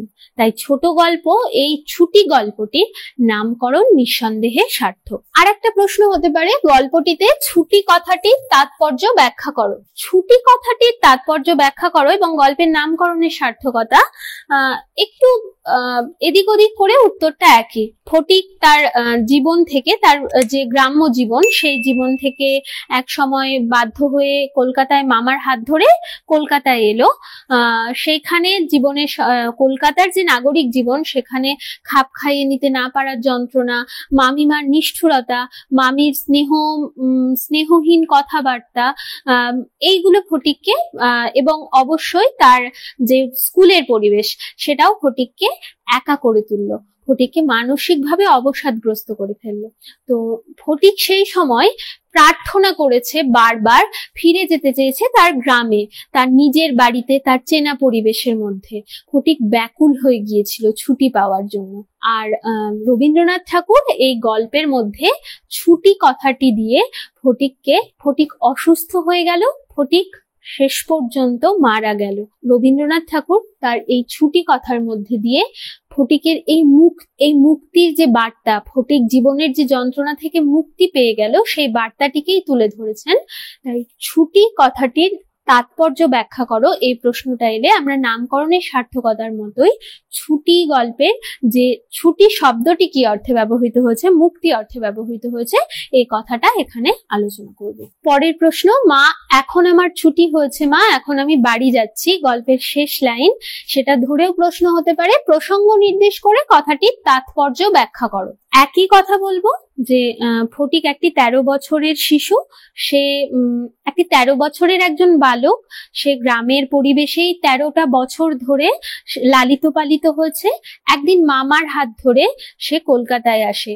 কলকাতার নগর জীবনের যন্ত্রণা, মামিমার যে স্নেহহীনতা, মামিমার কর্কশ কথাবার্তা, নিষ্ঠুর কথাবার্তা, এবং প্রত্যেকটা মুহূর্তে ফটিকের বুঝতে পারা এটা যে সে তার মামিমার সংসারে একটা গলগ্রহ ছাড়া আর কিছু নয়, উপদ্রব ছাড়া আর কিছু নয়, সেটা ফটিককে অত্যন্ত বিধ্বস্ত করে তুলেছিল। স্কুলের পরিবেশ, নগর জীবনের পরিবেশ, সবকিছু মিলিয়ে ফটিক এই বিস্ময় যে অবস্থাটা, সেখান থেকে মুক্তি চেয়েছিল। মামাকে সে জিজ্ঞেসও করেছিল যে আমার কবে ছুটি হবে, আমি কবে বাড়ি যেতে পারবো। মামা বলেছিল পুজোর ছুটি হলেই ফটিক বাড়ি যেতে পারবে। ফটিক যখন পুজোর ছুটির জন্য অত্যন্ত ব্যাকুল হয়ে একটা করে দিন কাটাচ্ছে, সেই সময় বইটাও সে হারিয়ে ফেললো। বই হারিয়ে মামিমার কাছে তিরস্কৃত হলো, স্কুলে মার খেলো, অপমান সহ্য করলো, এবং সেটা সে আর নিতে পারলো না। এতদিন ধরে যেগুলো চলছিল ফটিকের মনের মধ্যে, যে মানসিক যে দ্বন্দ্ব, যে মানসিক সংকটটা ফটিকের মধ্যে চলছিল, সেটা বেরিয়ে এলো শারীরিক অসুস্থতা হয়ে। ফটিক অসুস্থ হয়ে পড়লো। মার কাছে যাওয়ার জন্য সে রাত্রেই সে বাড়ি ছেড়ে বেরিয়ে পড়লো। কোথাও ভাগ্নেকে খুঁজে না পেয়ে বিশ্বম্ভর বাবু ফটিকের অনুসন্ধানের জন্য পুলিশে গেল। পুলিশের লোক পরদিন সন্ধেবেলা ফটিককে উদ্ধার করে এনে যখন মামার বাড়িতে আবার পৌঁছে দিল, ততক্ষণে ফটিক গুরুতর অসুস্থ হয়ে পড়েছে। ফটিককে দেখে মামা ডাক্তার ডাকলেন। মামা অত্যন্ত চিন্তিত হয়ে পড়েছিলেন ফটিকের শারীরিক অবস্থা দেখে। বোনকেও খবর দিলেন। ফটিক মার কাছে যেতে চেয়েছিল, মা এলো ফটিকের কাছে, কিন্তু ফটিকের বাড়ি আর যাওয়া হলো না। ফটিক যেটা চেয়েছিল, ছুটি চেয়েছিল। আমরা কোনো কিছু যখন খুব বেশি করে চাই মনের মধ্যে, তখন অসুস্থতায় প্রলাপের মধ্যে দিয়ে হয়তো আমরা সেগুলো বারবার করে বলতে থাকি। একজন অসুস্থ মানুষ বা একজন মৃত্যু পথযাত্রী মানুষ, সে যে কথাগুলো বলে, আমরা বলি না প্রলাপ বকছে, ভুল বকছে। ফটিক কিন্তু খুব মনের একেবারে ভেতর থেকে সে চেয়েছিল, আকুল হয়ে চেয়েছিল সে বাড়ি ফিরে যাবে। সেই আকুলতাটা ফটিক জ্বরের ঘোরে প্রলাপের মতো বারবার আবৃত্তি করে গেছে। সে বলেছে যে আমার ছুটি হয়েছে, আমি বাড়ি যাচ্ছি, এটা হয়তো তার প্রলাপ, কিন্তু তার মধ্যে দিয়েই ফটিক এই বার্তাটাকেই দিয়ে গেছে যে সে তার জীবনের সমস্ত যন্ত্রণা থেকে মুক্তি পেয়ে গেছে। তাই যদি প্রসঙ্গ নির্দেশ করে কথাটির তাৎপর্য ব্যাখ্যা করো এই প্রশ্ন আসে, তাহলে এইভাবেই তোমাদেরকে উত্তরটা লিখতে হবে। পরের প্রশ্ন, ছোট গল্প হিসেবে ছুটি গল্পটি কতখানি সার্থক? ছুটি গল্পটি ছোট গল্প হিসেবে কতখানি সার্থক এটা বিচার করতে হলে আমাদের ছোট গল্পের বৈশিষ্ট্য সম্পর্কে একটু জানতে হবে, যেটা আমরা আগেই গল্পটা পড়ার একেবারে সূচনাতেই যেটা আমরা আলোচনা করছিলাম। প্রথমেই সেখানে বলেছিলাম যে ছোট গল্পের আয়তন ছোট হবে। সেটা কতটা হবে, 2 পাতা হবে না 5 পাতা হবে এরকম নির্দিষ্ট কোনো নিয়ম নেই, কিন্তু আয়তনটা ছোট হবে উপন্যাসের তুলনায় তো অবশ্যই। ছুটি গল্পটিরও আয়তন খুব একটা বড় নয়, ছুটি গল্পের আয়তন ছোট এবং সেটা ছোট গল্পের বৈশিষ্ট্যের সঙ্গেই মিলে যায়, একটা সার্থক ছোট গল্পের যে বৈশিষ্ট্য তার সঙ্গে মিলে। দ্বিতীয়ত, একটা ছোট গল্পে খুব বেশি বর্ণনা, কোনো বিষয় নিয়ে অতিরিক্ত বর্ণনা, অতিরিক্ত কথাবার্তা, অতিকথন এই সমস্ত থাকবে না। ছুটি গল্পের মধ্যেও ফটিকের ছুটি বা জীবন থেকে, নাগরিক জীবনের যন্ত্রণা থেকে প্রকৃতির সন্তান যে ফটিক, তার মুক্তি পাওয়ার যে বার্তাটি রবীন্দ্রনাথ ঠাকুর দিতে চেয়েছেন, সেই বার্তাটি দেওয়ার জন্য, ফটিকের পরিণতিটাকে বোঝানোর জন্য তিনি খুব বেশি বর্ণনা, প্রচুর কথাবার্তার অবতারণা এখানে করেননি। খুব অল্প কথায়, সহজ সরল কথায় তিনি গল্পের পরিণতিতে গিয়ে পৌঁছেছেন। 3 নম্বর পয়েন্ট, নাটকীয়তা। ছোট গল্পে একটা একমুখী গতি বা নাটকীয়তা দেখতে পাওয়া যায়। গল্পটি যেখানে শুরু হয় সেখান থেকে খুব দ্রুত গতিতে সে তার পরিণতির দিকে এগিয়ে যায়। ছোট গল্প, এই ছুটি গল্পের মধ্যেও সেই একমুখী গতি এবং নাটকীয়তাটাকে আমরা বুঝতে পারি, দেখতে পাই। পরের আরেকটি বৈশিষ্ট্য হলো, ছোট গল্পে একটি মাত্র ঘটনা থাকে এবং সেই ঘটনাটিকে নিয়েই গল্পটি রচিত হয়। এই গল্পের মধ্যেও ফটিকের জীবন, ফটিকের গ্রাম্য জীবন এবং ফটিকের যে শহুরে জীবন এবং দুটোর মধ্যে তার বয়ঃসন্ধিকালের সমস্যা, এই সমস্ত কিছুকে নিয়ে ফটিকের চরম পরিণতিকে আঁকতে চেয়েছিলেন রবীন্দ্রনাথ। সেই যে ফটিকের পরিণতি, সেটা দেখানোর জন্য তিনি কিন্তু ওই একটি মাত্র ঘটনাকেই, ফটিককে নিয়েই, প্রধান এই চরিত্রটিকে নিয়েই গল্পটিকে তার পরিণতিতে পৌঁছে দিয়েছেন। এবং সবশেষে আর একটা ছোট গল্পের, একটা সার্থক ছোট গল্পের অন্যতম বৈশিষ্ট্য, যে গল্পটা শেষ করেও একটা অতৃপ্তি থেকে যাবে, একটা ব্যঞ্জনা থেকে যাবে। যতটা লেখক বললেন তার অতিরিক্ত একটা কোনো সুর আমাদের মনের মধ্যে বাজতেই থাকবে, সেই জায়গাটিকেও আমরা এই ছুটি গল্পের মধ্যে দেখতে পাই। ছুটি গল্পে রবীন্দ্রনাথ ঠাকুর ফটিক যে ছুটি চেয়েছিল, ফটিক যে স্কুলের জীবন, তার এই নগরের জীবন, তার এই ক্লান্তিকর যে অবস্থা, সেখান থেকে ব্যাকুলভাবে যে ছুটিটা চেয়েছিল, সেই ছুটির কথাটা ফটিকের জ্বরের ঘোরে বলা প্রলাপ, যে প্রলাপটা ফটিক জ্বরের মধ্যে দিয়ে বলে গেছে, তার মধ্যে দিয়ে সেই ছুটির, ফটিকের আকুলতাটাকে তিনি প্রকাশ করেছেন। কিন্তু শুধুমাত্র ফটিকের এই প্রলাপটাকে প্রলাপ হিসেবে নয়, মানে ফটিক অসুস্থতা, জ্বরের ঘোরে যে শুধু প্রলাপ বকছে যে আমি, ফটিক ছুটি চেয়েছিল বলে সে ছুটিটা পাবে বা ছুটিটা পেয়ে গেছে, এরকম একটা কিছু মনে করছে ফটিক, ভুল বকছে, ব্যাপারটা তা নয়। আসলে রবীন্দ্রনাথ ঠাকুর এই কথাটার মধ্যে দিয়ে, এই প্রলাপের মধ্যে দিয়ে ফটিকের জীবনের যন্ত্রণা থেকে মুক্তির বার্তাটিকেই আমাদের সামনে তুলে ধরেছেন। তাহলে একটা শব্দ ছুটি, এখন আমার ছুটি হয়েছে মা, এখন আমি বাড়ি যাচ্ছি, তার মধ্যে দিয়ে রবীন্দ্রনাথ ঠাকুর ফটিকের জীবনের চূড়ান্ত যে পরিণতি, চরম যে পরিণতি, সেটিকেও গেঁথে দিয়ে গেলেন। এটা অবশ্যই ব্যঞ্জনাধর্মী। সুতরাং ছোট গল্পের, একটি সার্থক ছোট গল্পের যা যা বৈশিষ্ট্য থাকা উচিত, এই ছোট গল্প ছুটি, আমাদের আলোচ্য যে আজকের যে আলোচ্য বিষয় ছুটি, এই গল্পের মধ্যেও আমরা সেটিকে দেখতে পাই। তাই ছুটি গল্প অবশ্যই একটি সার্থক ছোট গল্প। এবারে খুব সংক্ষেপে একটু এগোই, চরিত্র বিশ্লেষণ করো। এখানে 3টে চরিত্রের কথা বলা আছে, ফটিক, বিশ্বম্ভর বাবু এবং মামি। আমরা গল্পটা পড়ে তো বুঝতে পারবো, আমি একটু খুব সংক্ষেপে প্রত্যেকটা চরিত্র সম্পর্কে একটু বলে যাচ্ছি। এগুলো এইভাবে একটা একসঙ্গে এতগুলো চরিত্র বিশ্লেষণ করো আসবে না, একটা একটা কোনো চরিত্র বা ছুটি গল্পের প্রধান চরিত্র সম্পর্কে আলোচনা করো, বা ফটিক চরিত্র সম্পর্কে আলোচনা করো, বা বিশ্বম্ভর বাবু চরিত্রটি আলোচনা করো, বা মামি চরিত্রটি আলোচনা করো, এই ধরনের প্রশ্ন আসতে পারে। ফটিক চরিত্র সম্পর্কে আলোচনা করো, এটি যদি প্রশ্ন হিসেবে আসে তাহলে আমরা এরকম বলতে পারি যে প্রথম অবস্থায় ফটিককে যখন আমরা গ্রাম জীবনে দেখি, তখন ফটিকের মধ্যে আমরা দেখি একজন একেবারে হই হুল্লোড়ে ভরপুর একজন বালক, 13 বছরের একটি বালক, যে খেলাধুলা করতে, যে মাছ ধরতে, যে সাঁতার কাটতে ভালোবাসে, পড়াশোনায় সে অমনোযোগী। আরো একটা বিষয় আমরা দেখতে পাই যে তার কিন্তু নেতৃত্ব দানের একটা ক্ষমতা রয়েছে। দেখবে পাড়াতে একদল ছেলে মেয়ে যখন খেলাধুলা করে, তার মধ্যে কেউ একজন থাকে, তার মধ্যে একটা কোনো বিশেষ গুণ থাকে যার জন্য তাকে নেতা হিসেবে সবাই মেনে নেয়। মানে সে স্বঘোষিত নেতা নয়, অঘোষিত একজন নেতা হয়ে যায়, তার কথাটাকে সহজেই বাকি দলের অন্যান্য সদস্যরা মেনে নেয়। তো ফটিকের মধ্যে এই সহজাত নেতৃত্ব দানের ক্ষমতাটা ছিল বলেই সে বালক দলের সর্দার, মানে বালক দলের নেতা হয়ে উঠেছিল, তাদের যে খেলার দল তার নেতা হয়ে উঠেছিল। ফটিকের মধ্যে অত্যন্ত সারল্যও আছে। যখন কলকাতায় আসবে বলে ফটিক জানতে পারলো মামার সঙ্গে সে কলকাতায় চলে আসবে, তখন সে খুব সরল বলেই কলকাতা আসার জন্য ব্যস্ত হয়ে উঠলো। আবার নিজের যে শখের লাটাই, ঘুড়ি, ছিপ, এগুলো সব মাখনকে দিয়ে দিল তার সেই সরলতার জায়গা থেকে। কিন্তু নগর জীবনে এসে, কলকাতায় এসে ফটিক তার বয়ঃসন্ধিকালের সমস্যাতে জর্জরিত হয়ে পড়লো। তাহলে ফটিক চরিত্রের মধ্যে তার বয়ঃসন্ধির সমস্যাগুলোও আছে। বয়ঃসন্ধি আমাদেরকে অতিরিক্ত সংবেদনশীল করে তোলে।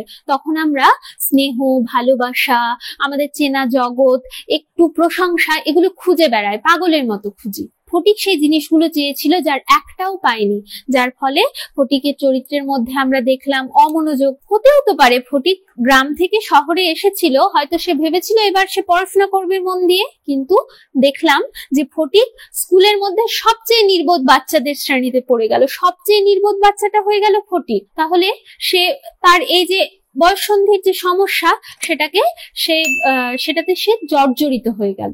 সে সবচেয়ে পাঠে অমনোযোগী হয়ে পড়লো, সে একাকিত্বে ভুগতে শুরু করলো, আর বারবার করে বাড়ি ফিরে আসতে চাইলো। তাহলে ফটিক চরিত্রের মধ্যে আমরা বয়ঃসন্ধির সমস্যাগুলোকেও দেখি, এবং ফটিক চরিত্রের চরম পরিণতি, ফটিক যে জীবনের সমস্ত যন্ত্রণা থেকে মুক্তি পেয়ে গেল, তার যে ব্যঞ্জনা রবীন্দ্রনাথ ঠাকুর একেবারে গল্পের শেষে গেঁথে দিয়ে গেছেন। এবারে আসি বিশ্বম্ভর বাবু চরিত্রটি সম্পর্কে। বিশ্বম্ভর বাবু ফটিকের মামা। তিনি একদম নিপাট একজন ভালো মানুষ, পরোপকারী মানুষ, ভদ্রলোক, যিনি অনেক দিন পর্যন্ত পশ্চিমে ছিলেন। কাজের সুবাদে তিনি বোনের সঙ্গে দেখা করতে আসতে পারেননি, এবং পশ্চিম থেকে বাড়ি ফিরেই তিনি কিন্তু বোনের সঙ্গে দেখা করতে এসেছিলেন। বোনের বিধবা হওয়ার খবর, বোনের বাচ্চাদের খবর, এগুলো নিশ্চয়ই তার কানে গিয়ে পৌঁছেছিল, এবং সেই আকুলতা থেকে তিনি পশ্চিম থেকে যখন বাড়ি ফিরেছেন, তখন বোনকে দেখার জন্য, বোনের খোঁজ খবর নেওয়ার জন্য আন্তরিকভাবেই ছুটে এসেছেন। তিনি ভালো মানুষ, পরোপকারী মানুষ ছিলেন বলেই বিধবা বোন যখন চিন্তায় জর্জরিত, বড় ছেলে ফটিক চক্রবর্তীর চিন্তায় যখন মা জর্জরিত, তখন বোনকে তার সেই চিন্তা থেকে, বিধবা বোনকে চিন্তা থেকে উদ্ধার করার জন্য ফটিকের মামা বিশ্বম্ভর বাবু নিজে উপযাচক হয়ে বলেছিলেন যে তিনি কলকাতায় ফটিককে নিয়ে যাবেন। তো ফটিককে সেখানে নিয়ে গিয়ে তিনি আবার যত্ন আত্মীয় করেছেন। ফটিক যখন অসুস্থ হয়ে পড়েছে, ফটিকের শিওরে তাকে বসে থাকতে দেখা গেছে, ফটিকের মাকে সংবাদ দিতে দেখা গেছে। সুতরাং ফটিককে নিয়ে তিনি অত্যন্ত ভাবিতও ছিলেন। মামি চরিত্র রবীন্দ্রনাথ ঠাকুরের গল্পে বা উপন্যাসে যে মামি, মানে ছুটি গল্পের যে মামি চরিত্রটিকে দেখি, এই ধরনের চরিত্র কিন্তু খুব একটা নেই, এত বেশি নেই। এত স্বার্থপর, এত নিষ্ঠুর, শুধুমাত্র নিজেরটুকু বোঝা, এইরকম একজন নারী চরিত্র রবীন্দ্র সাহিত্যে খুব বেশি নেই। তো ফটিকের যে মামি, এই মামিকে গল্পের মধ্যে আমরা দেখি একজন অত্যন্ত রকম বিষয়ী মহিলা, যিনি পরোপকার বা স্নেহ করা, মানে নিজের বাচ্চাকে মানুষ স্নেহ করে কিন্তু অন্যের বাচ্চাকেও মিনিমাম স্নেহটুকু করা, সেটুকুও তার মধ্যে আমরা দেখিনি। স্নেহহীন, এক কথায় স্নেহহীন, নিজের বিষয়, নিজের স্বার্থ সিদ্ধিটাই যার জীবনের চরমতম লক্ষ্য। সুতরাং মামিকে বলতে পারি আমরা স্বার্থপর, স্নেহহীন। অবশ্যই নিজের বাচ্চাদের সম্পর্কে ভেবেছে, কিন্তু ফটিক তো একেবারেই তার পর নয়, কিন্তু ফটিকের প্রতি এতটুকু স্নেহ তার হৃদয়ের কোথাও কখনো জাগ্রত হয়নি। এমনকি ফটিক যখন অসুস্থ হয়ে মারা যাবে, সেই সময়ও ফটিকের মামিকে বলতে শোনা গেছে যে এইরকম ছেলে, পরের বোঝা কেন বয়ে নিয়ে যাওয়া বাপু, এইরকম ছেলেকে বাড়ি পাঠিয়ে দাও। তাহলে খুব ইনসেনসিটিভ আর বদমেজাজি, ভীষণ কর্কশ কথাবার্তা, যে একটুও মিষ্টি কথা কখনো ফটিককে বলেনি। বরং ফটিক যদি মামির স্নেহ পাওয়ার জন্য বা মামির কাছ থেকে একটু প্রশংসা শোনার জন্য, মামি কোনো কাজ করতে বললে একটু আবেগের বশে বেশি করে ফেলেছে, একটু প্রশংসা পাওয়ার জন্য, একটু ভালোবাসা পাওয়ার জন্য, তাহলেও বরং তাকে খোঁটা দিয়েছে, তিরস্কার করেছে। তো কর্কশ স্বভাবের বদমেজাজি একজন মহিলা, যাকে রবীন্দ্র সাহিত্যে এই ধরনের নারী চরিত্রকে খুব একটা বেশি দেখতে পাওয়া যায় না। এই গেল বড় প্রশ্ন। এরপরে আসি সংক্ষিপ্ত প্রশ্নে। এইটি ফটিকের সবচেয়ে বাজিত কথাটি অর্থ ব্যাখ্যা করো। ফটিক যখন মামার বাড়িতে এলো, মামির কথা বলছিলাম আমরা বড় প্রশ্নে, মামিকে দিয়ে আলোচনা করছিলাম। তো ফটিক যখন মামার বাড়িতে এলো তখন মামিকে দেখেছিল অত্যন্ত কর্কশ স্বভাবের বদমেজাজি একজন মহিলা, যার কাছ থেকে সে স্নেহ ভালোবাসা কিচ্ছু পায়নি। তো ফটিককে মামি যেভাবে ট্রিট করতো, মানে ফটিকের সঙ্গে যেরকম আচার আচরণ করতো, ফটিকের প্রতি মামির যে ব্যবহারটা ছিল, সেই ব্যবহারটা ফটিক ওই বয়সে, ফটিক যে বয়সে মানুষ একটু সাহচর্য চায়, অন্যের ভালোবাসা চায়, সেই বয়সে ফটিকের পক্ষে এই জিনিসটা মেনে নেওয়াটা খুব কষ্টকর ছিল। তাই মামির ওই ব্যবহারটা ফটিকের সবচেয়ে বাজিত। মানে মামির ব্যবহারের কথা, ফটিকের প্রতি মামির ব্যবহারের কথা এখানে বলা হয়েছে। দেয়ালের মধ্যে আটকা পড়িয়া কেবলই তাহার সেই গ্রামের কথা মনে পড়িত। এখানে কার কথা বলা হয়েছে? গ্রামের কোন কথা তার মনে পড়তো? অবশ্যই এখানে ফটিকের কথা বলা হয়েছে, ফটিক চক্রবর্তীর কথা বলা হয়েছে। দেয়ালের মধ্যে আটকা পড়িয়া বলতে বোঝানো হয়েছে কলকাতা শহরের চার দেওয়ালে ঘেরা যে জীবন, গ্রামের জীবনটা অনেক বেশি মুক্ত, অনেক বেশি উদার, যে জীবনে ফটিক এতদিন অভ্যস্ত ছিল। কলকাতার ওই চার দেওয়ালের নগর জীবনে অভ্যস্ত ছিল না, তাই সেই জীবনটাকে দেওয়ালের মধ্যে আটকা পড়া জীবন বলা হয়েছে। এবং সে গ্রামের কোন কথা তার মনে আসতো না, এতদিন পর্যন্ত গ্রামের মধ্যে সে যে মুক্ত পাখির মতো উড়ে বেরিয়েছে, মাঠে ঘাটে বনে বাজারে, দিন নেই রাত নেই দুপুর নেই, হই হই করে বেরিয়েছে, কখনো জলে ঝাঁপ দিয়েছে, সাঁতার কেটেছে, কখনো মাছ ধরেছে, কখনো ছেলেদের সঙ্গে হই হই করে খেলে বেরিয়েছে। এই যে জীবন, গ্রামের এই যে তার জীবন, এবং মায়েরও খানিকটা স্নেহ সাহচর্য, মা যতই তিরস্কার করুক, মা তো ফটিকের জন্য নিশ্চয়ই চিন্তিতই ছিলেন। তো মায়ের সেই স্নেহ, মায়ের সেই সাহচর্য, অসুস্থ হয়ে গেলে মায়ের সেই ভালোবাসায় ভরা স্পর্শ, সেইগুলো, গ্রামের সেই কথাগুলোই ফটিকের মনে পড়েছে। ভার ক্লান্ত গর্ধবের মতো নীরবে সহ্য করিত। কার সম্পর্কে, কেন এই কথা বলা হয়েছে? কথাগুলি বলা হয়েছে ফটিক চক্রবর্তী সম্পর্কে।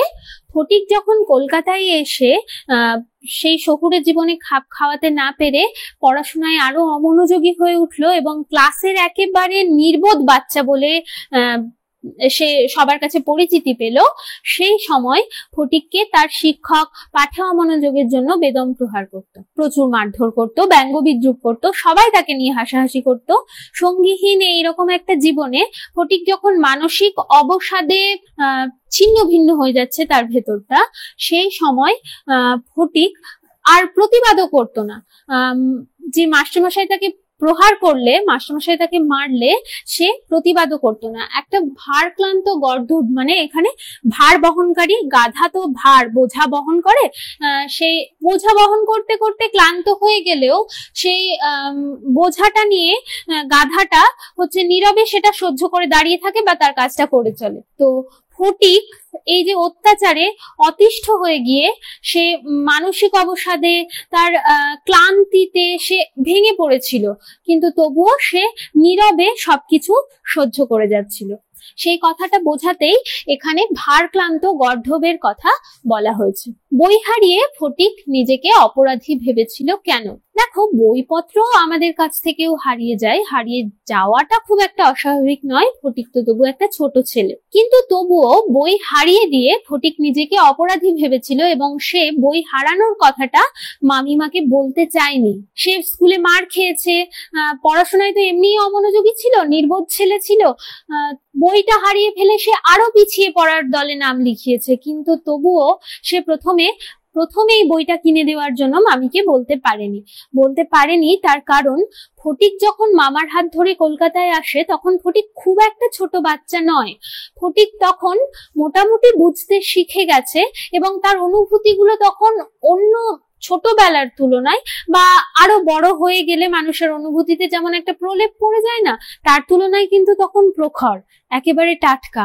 তো সে তার অনুভূতি দিয়ে তখন বুঝতে পেরেছে কলকাতায় মামার বাড়িতে পা দিয়েই যে মামি তাকে কোন চোখে দেখছে। মামির কাছে সে একটা পরের বাড়ির ছেলে, যার ব্যয়ভারটা এখন তাদেরকে বহন করতে হবে, তার সংসারের খরচটা বৃদ্ধি হবে, সে শুধুমাত্র একটা উপদ্রব। সেই কারণেই ফটিক নিজেকে অপরাধী ভেবেছে। ফটিক ভেবেছে যে সে তো মামার বাড়ির অন্ন ধ্বংস করছে, মামার বাড়ির টাকা পয়সা ধ্বংস করছে।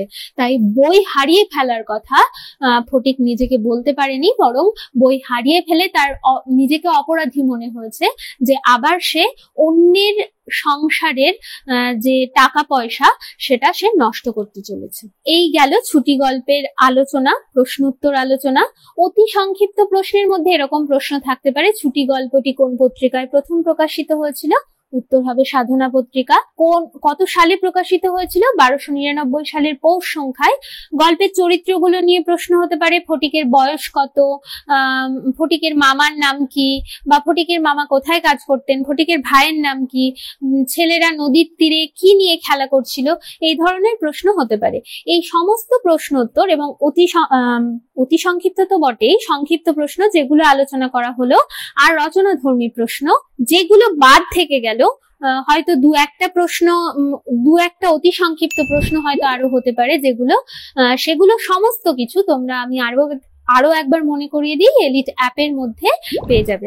এই ধরনের এডুকেশনাল ভিডিও আরো দেখতে চ্যানেলটিকে সাবস্ক্রাইব করে এলিট পরিবারের মেম্বার হয়ে যাও। Thank you so much, and always remember, knowledge worth sharing.